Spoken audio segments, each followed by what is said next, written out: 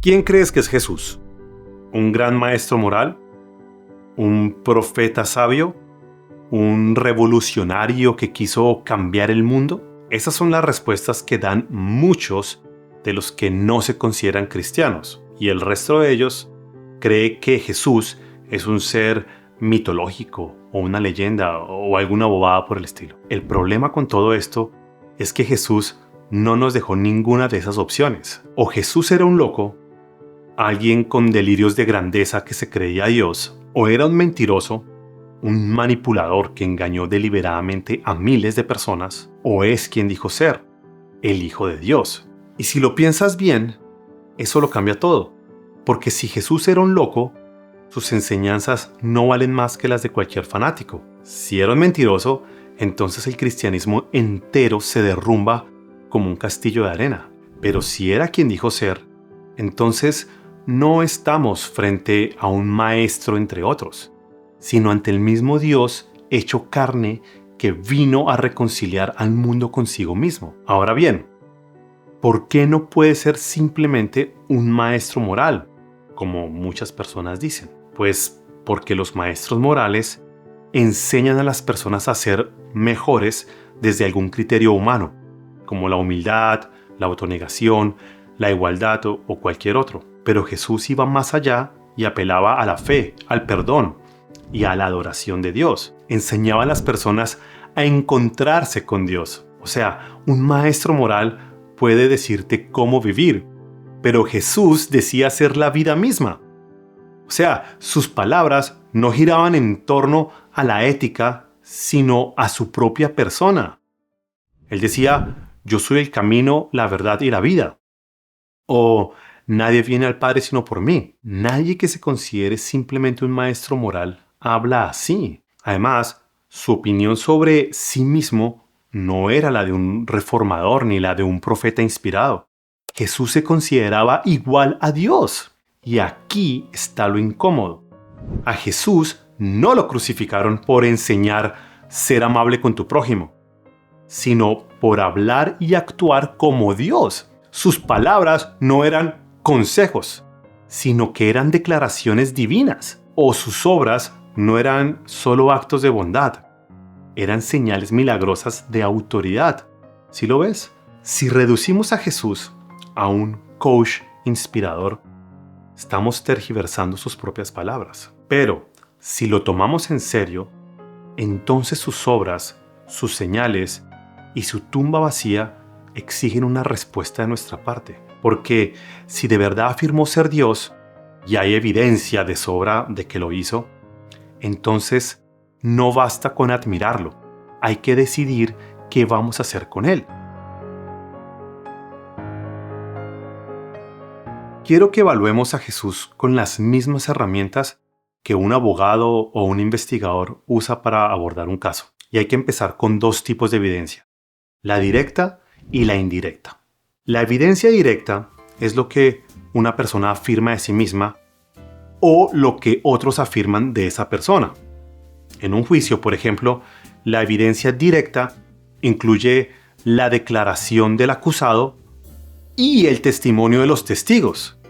Pero claro, es evidente que por sí sola la evidencia directa no resuelve el caso, pero sí revela cómo el acusado se percibe a sí mismo y cómo lo entendieron quienes lo escucharon. La evidencia indirecta, por otro lado, son los hechos alrededor de la escena.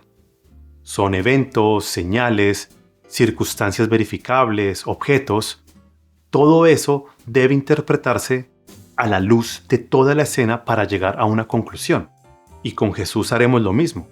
Si queremos saber si Jesús es culpable de ser Dios, tenemos que mirar qué dijo él de sí mismo, cómo lo entendieron otras personas y qué ocurrió alrededor de su vida.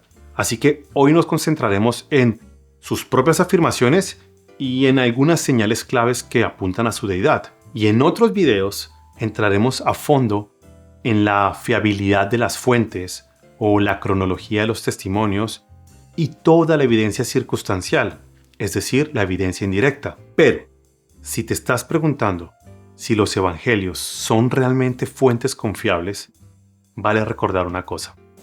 Ningún texto antiguo tiene tanto respaldo histórico y tantos manuscritos como los evangelios, ni siquiera los textos de César o de Platón. Ahora, ¿por qué empezar así?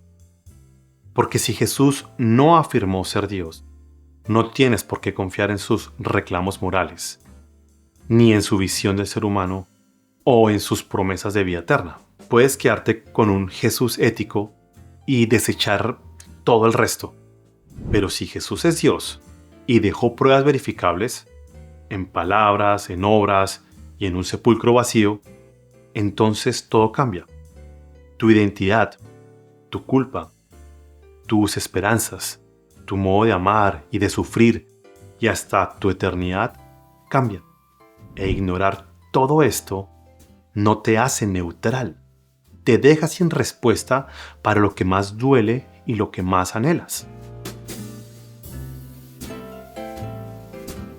Entonces, ¿afirmó Jesús ser Dios o sus discípulos se lo inventaron? Veamos qué decía Jesús en los contextos que más molestaron a sus oyentes. En primer lugar, Jesús afirmaba ser el Hijo del Hombre. Jesús usa ese título más de 40 veces. Sus oyentes sabían bien que Jesús se refería al pasaje de Daniel 7, que hablaba de una figura que recibe dominio, gloria y reino. Para un oyente judío del primer siglo, llamarse Hijo del Hombre era hacerse igual a Dios. Por eso lo querían apedrear cada vez que lo decía. No era humildad poética, era un reclamo mesiánico con autoridad y majestad. También Jesús decía, antes que Abraham fuese, yo soy, en Juan 5:58. Él no dijo yo era, sino que dice yo soy. Sus oyentes entendieron perfectamente la alusión al nombre divino de Éxodo 3:14, el gran yo soy. Una vez más, por eso intentaron apedrearlo. Si todo esto hubiera sido una metáfora, los líderes religiosos no habrían intentado apedrearlo. Ellos entendieron perfectamente que Jesús estaba haciéndose igual a Dios. En tercer lugar, Jesús dijo, yo y el Padre somos uno. Y el Padre está en mí y yo en el Padre. Y en ese momento, los judíos agarran piedras para arrojárselas y Jesús les dice, hey, ya les he mostrado un montón de milagros. ¿Por cuál de ellos me apedrean? Y los judíos le dicen, por ninguno de ellos, sino por blasfemia, porque siendo hombre te haces igual a Dios. Es decir, ellos entendieron el punto de lo que Jesús estaba afirmando. Además, Jesús se la pasaba perdonando pecados. No sé si lo sabías, pero en el pueblo judío solo Dios perdona pecados. Y para hacerlo, los judíos tenían unas prácticas bastante peculiares. Pero Jesús llega y al paralítico no le dice levántate, sino tus pecados te son perdonados. ¿Quién hace eso? Es prerrogativa divina. Si alguien sana a otro, se le podría considerar un gran médico o hasta hechicero. Pero perdonar pecados solo lo podía hacer Dios. Y hay más, Jesús hablaba con autoridad intrínseca. Él decía, de cierto os digo. Nadie habla así. A lo mucho, los profetas decían, así dice el Señor. Pero Jesús hablaba desde su propia autoridad. En fin, hay otras piezas de evidencia, pero el cuadro conjunto forma una sola afirmación. Jesús no sugirió ser Dios. Lo declaró en categorías bíblicas, asumió prerrogativa divina y aceptó la adoración que solo Dios merece. Ahora bien, reclamar divinidad es relativamente fácil, pero demostrarla es otra cosa. ¿Qué respalda sus palabras?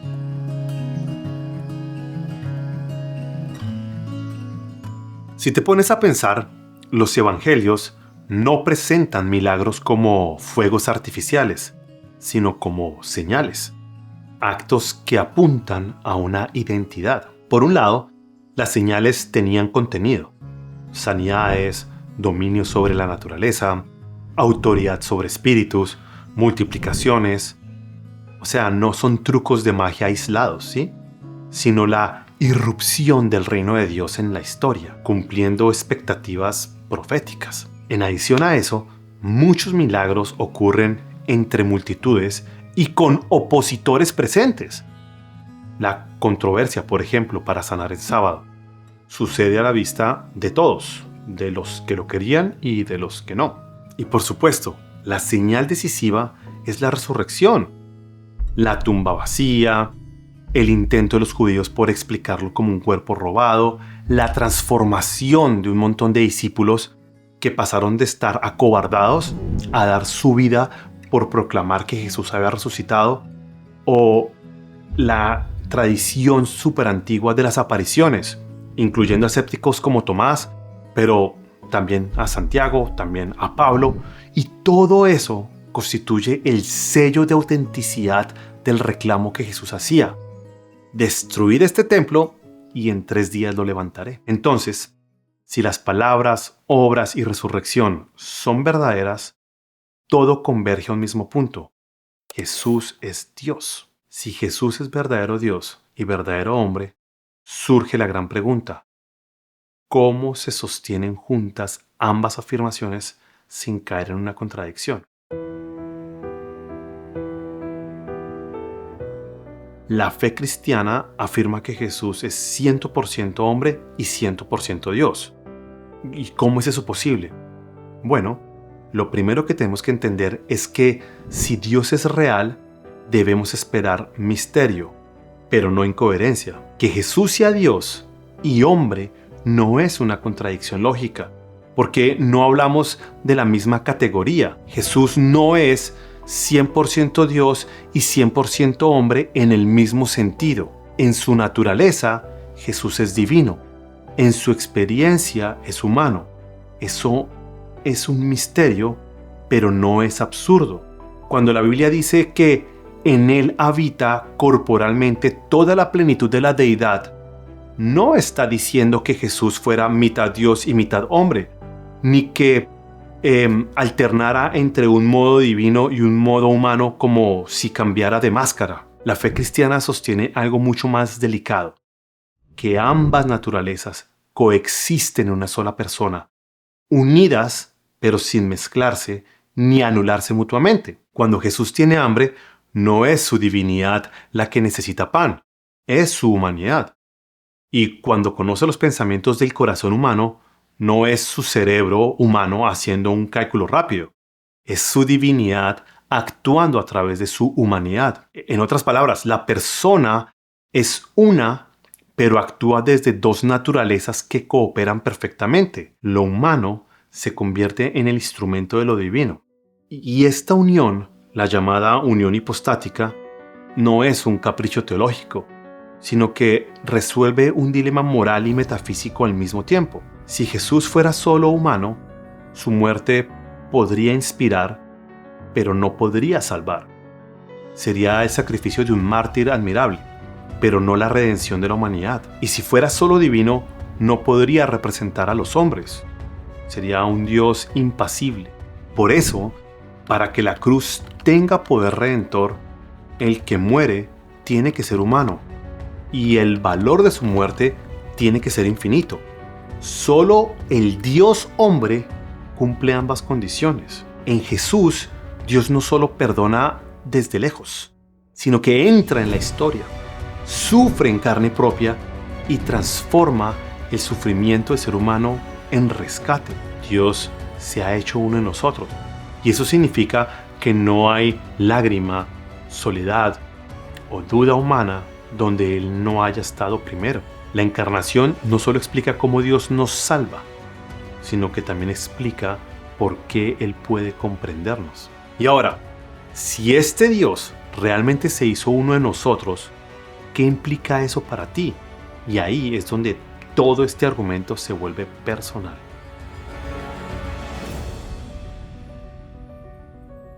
Si todo lo que te he dicho es cierto, entonces Jesús no vino simplemente a ser entendido, sino a ser seguido. Y seguirlo no es aceptar una doctrina, es responder a una persona que se ha hecho cercana a ti. El cristianismo no nació de una idea brillante, sino del encuentro entre Dios y la humanidad en Jesús. Por eso el cristianismo no es un sistema moral, como algunos creen, ni una religión más, sino una invitación a volver al origen de todo amor, toda verdad y todo sentido. El Dios que creó las galaxias decidió entrar en la historia no para dominar con poder, sino para transformarla desde dentro, con amor. Jesús no vino a hacernos un poco mejores, vino a hacernos nuevos. Así que seguir a Jesús no es fanatismo ni fantasía, más bien es abrazar la realidad tal y como es. Porque si Él realmente es Dios, entonces no hay parte de tu vida o de tu pasado o tus miedos, tu culpa o tus sueños que queden fuera de su alcance. Seguir a Jesús significa entrar en una relación real con el Creador del universo. Así que cuando oramos, no lo hacemos por costumbre, sino porque queremos entrar en una comunión con Dios mismo. Y cuando amamos, no lo hacemos por obligación, sino por gratitud a Dios, por lo que Jesús hizo en la cruz. Ese es el punto de su venida aquí. Y si esto te movió, aunque sea un poquitito, hacia la duda honesta o hacia la fe, cuéntamelo en los comentarios, porque nosotros aquí estamos para ayudarte a llegar al Creador. Gracias por acompañarme hasta acá. No olvides compartirlo, suscríbete, dale like y hasta la próxima.